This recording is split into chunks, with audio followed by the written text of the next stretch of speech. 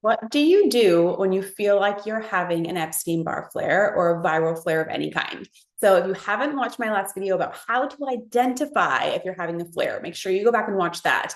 But this is what you do when you feel it. So I mentioned that I have a couple of symptoms that only really happen to me when my Epstein-Barr is starting to reactivate. So I've learned over time that that's the way my body talks to me, right? Those are the signals that tells me like, hey, we're close to a reactivation, right? The virus is starting to replicate. We're in danger here. Like you should do something about it.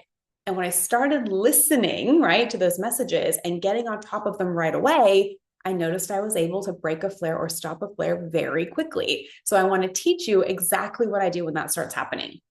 So for example, let's say I wake up and my hands hurt, my joints are swollen, I have a headache or my neck hurts or I'm feeling anxious that morning. Those are signs for me that my body is in turmoil, right? And it usually means that I'm going into an Epstein-Barr flare. So the very first thing that I do, I have kind of a handful of things I do immediately.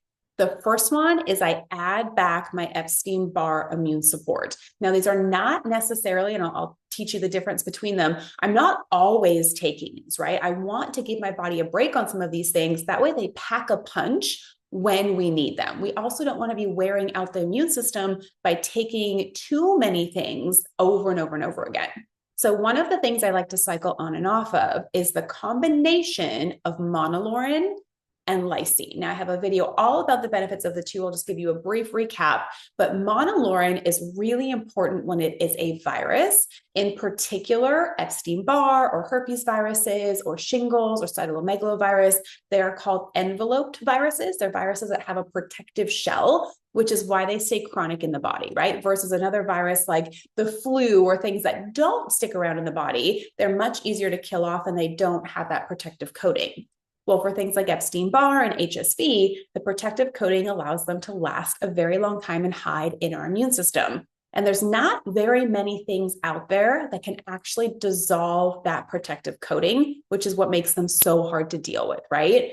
But monolaurin is one of those things. So monolaurin is derived from coconut, and there's an ingredient called lauric acid that actually helps dissolve the protective layer of the virus. I pair monolaurin with lysine because lysine is an antiviral. It can slow down and stop the replication of the virus, but lysine on its own can't get past that protective coating. So I take a supplement that has both of them together, blended together. I like the ideal ratio is 1,500 milligrams of lysine. A lot of research show it has to be at least over 1 gram. So 1.5 grams or 1,500 milligrams of lysine paired with 1,000 milligrams of monolaurin. That is a dose that's effective for chronic viruses. You have to make sure not only are they blended together, you want a good source and you definitely want a dose that is powerful enough to do its job. So that's my recommended dosing on those. I will start those back right away. The first time that I wake up that potentially I'm going into an Epstein-Barr virus, I am adding those back. Now, if you do have a chronic virus, I always recommend the first time you do it, you take monolaurin and lysine together for 90 days. We call that reducing the viral load, right? We just want to calm the viral load down and then take a break. And then you add it back in at the first sign of a flare, or I also like to add it back in again, at least once or twice a year to keep the virus calm, but I am not taking it every single day. I do want to cycle on and off of the monolaurin and lysine. So I add that back at the first sign of a flare. I also make sure I'm adding things to protect my immune system. So things like shatavari, which helps protect you against the inflammation caused by these chronic viruses. Things like beta glucans, which are actually very neuroprotective, and they help, I call it like the regulator of the immune system, right? It makes sure it's not overactive or underactive. It just helps it perform properly. Things like camu, which is a whole food source of vitamin C, right? We don't want synthetic vitamin C. We want whole food source from camu. Astragalus is one of the only herbs that can actually help strengthen your white blood cells so they can fight off the virus effectively. That's a beautiful one. Lion's mane, which is not only great for viruses, but also that neuroprotective because the viruses live in our nerve roots. It protects the brain. We know those viruses can get across the blood-brain barrier. So you want to have a good blend of things that not only kill off the virus, like the monolaurin and the lysine, but you also want to make sure you're adding the second piece, which is immune system support. So you don't have an immune system crash or an immune system flare, right? Everyone's a little bit different. Some people's immune systems go way crazy up high. and other people's crash down low. So you want to have a nice blend of things that kind of take care of both sides. So adding in the antivirals, monolaurin and lysine, and making sure you have a solid immune support blend that have lots of beautiful ingredients to support and kind of hold your immune system through the process. That is probably the most important thing. And the quicker you can add them back in, the better they work. This is something I cannot stress enough. You don't want to think you might be starting a flare and then you have to wait on an order. Then you have to wait 3 days to get it. You don't have it on hand, so you're waiting a little bit longer. If you give your body the chance to go into a flare, it's going to be a lot harder to backtrack that than it is to nip it. So I always make sure I have at least 7 to 10 days on hand at all times, because I do not want to get in a situation where I need it and I don't have it. So I add that back immediately. Now, how long I add it back is a little bit different every time. I typically say I want to add it back until I'm fully symptom-free for about a week. So let's say I was not feeling too bad, but I added it back just preventatively. And, a week later, I feel great. I'll stop it and I'll put it to the side and I'll wait for the next time I need it.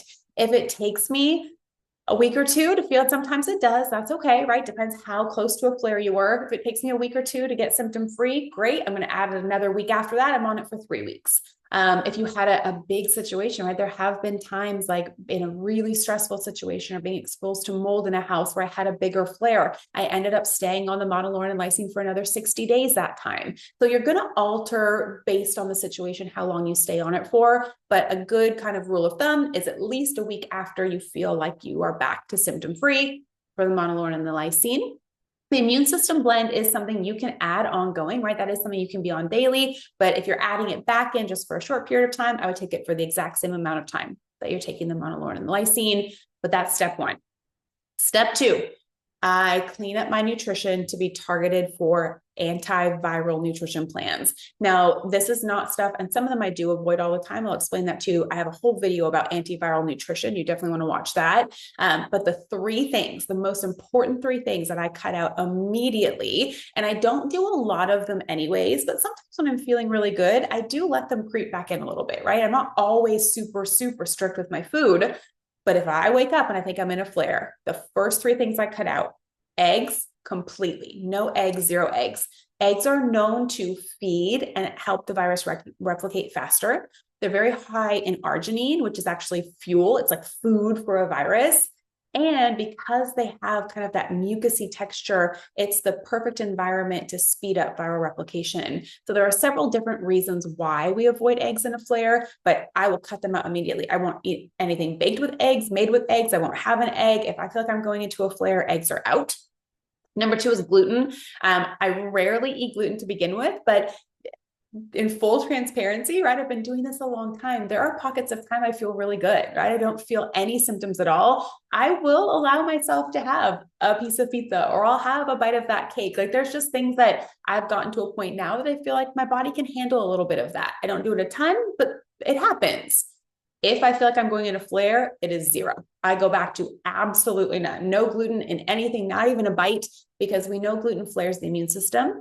We know it actually creates leaky gut, which means that things from the gut can get in the bloodstream, which means they can get to the viruses faster and they can fuel them and make them stronger. So there's a lot of physiological reasons, plus gluten is quite inflammatory. Inflammation feeds viruses. So I cut out every little hint of gluten if I feel like I'm going into a flare.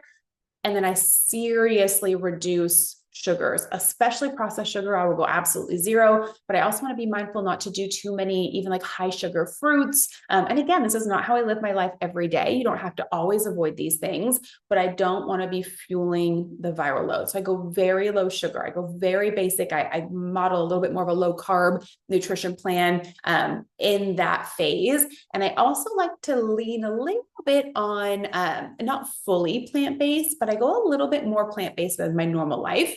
Normally, I eat quite a bit of animal protein. I don't believe that people need to avoid that necessarily, but in the beginning, right before a flare, I do want to minimize a little bit of that and go really heavy on nutrient-dense foods, things that are really supportive for the immune system. But the top 3 things are, we want to go no eggs, no gluten, and seriously reduce your sugar load to not fuel that virus.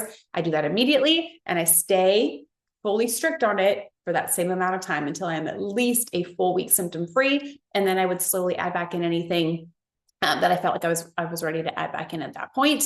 And everyone's going to be different how much of that they can tolerate, right? You might be somebody who never does gluten. That's great. You don't ever have to add it back. You might never do eggs. That's okay too. But if you're someone who generally can tolerate those normally and you want to add them back in a little bit, a full week symptom-free. Third thing that I do, nervous system regulation. Again, I have lots of additional videos just about this topic because it's so important. Stress and a dysregulated nervous system flares your Epstein-Barr and keeps you in a flare longer. If you cannot regulate your nervous system, it is going to be so hard, if not nearly impossible, to stop your body from flaring. So this is a really deep conversation. There's a lot of ways that we need to make sure that we are managing, right, our stress levels. We're addressing any trauma that's stuck in the body, and we have tools and tactics to use when we feel the stress is bubbling up. We talk a lot more about that. Today, I just want you to be aware when you're feeling like a flare is coming on, I want you to double down on your nervous system regulation. So that can look like anything from EFT tapping. And on these days, I would be doing it morning and night. When I feel good, I always have a mindset practice every day in the morning. When I feel like I'm going into a flare, I'll bookend my day. I'll do it in the morning. I'll do it again at night because I want to keep my nervous system as regulated as possible.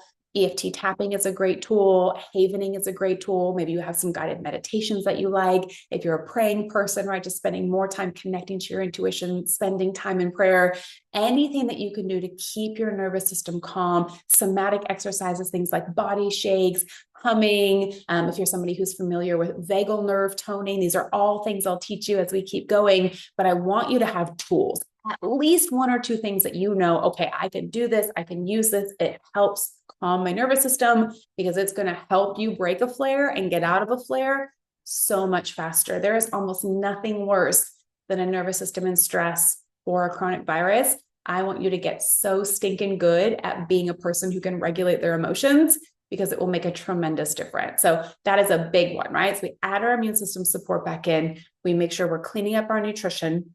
We're focusing on our nervous system regulation. And then a couple of things I like to add in addition to that. I tend to do like a detox bath that has magnesium flakes or ancient minerals in there. And I add 1 to 2 cups of apple cider vinegar to the detox bath. It helps with lymphatic drainage to get the virus and any of the viral debris to move out more, but it's also great for inflammation, which fuels that virus. It helps any soreness. A lot of times the viral load can get stuck in our muscles and our tissues, and heaviness and pain is a big part of chronic Epstein-Barr. So I do a magnesium flake plus apple cider vinegar bath. I'll do it once or twice a week for about 30 minutes, and I'll soak in there and then let that, kind of calm my body from the outside in. And then I'm using the supplements to calm my body from the inside out. So I'm trying to approach both. And then I really minimize, if I feel like I'm going into a flare, stress and strain, which includes exercise. And maybe if you're going in a flare, you don't feel like exercising anyways, but I'll have a lot of people being like, oh man, I just kind of felt crummy today. I felt like if I could just get to the gym, I would feel so much better. I love exercise. I love to work out. When I feel like I'm going into a flare, I nip it for a few days. I want my body to have all of the energy to be able to tackle the virus, right? Not using it up for exercise. Now, if you want to go for a nice walk or do some stretching or something gentle and slow because it helps calm your nervous system, that's fine. But it is not the time to decide, you know what, if I would just go for a run, I'd feel better, or I'm going to make it to the gym anyways, or I don't push yourself, right? When you need the extra energy to be healing, it is okay to take a few days off. You'll get back to it. But if you're somebody, I feel a lot of women in particular, but men too, over exercising in times of a flare keeps you stuck there longer. And I know that can be frustrating, but it makes a very big difference. So give yourself grace and time to pull back for a couple of days. You can add it back later, but that helps a lot. You just want reserve your energy in all ways, right? However that needs to look for you. And those are really the 5 things that truly I continue to go back to over and over. That is what I do. And I've got so good at plugging them in immediately. I know what to do. I know how to do it. I know how long to do it for, that I feel like I am in full control of my viral load. I can nip it. I can stop a flare. I can reduce a flare. And I want you to get just as good, because that's the confidence that you are not a victim to this, right? You are not a chronically ill person anymore. You are a healthy person who has a chronic virus, but you know exactly what to do for it.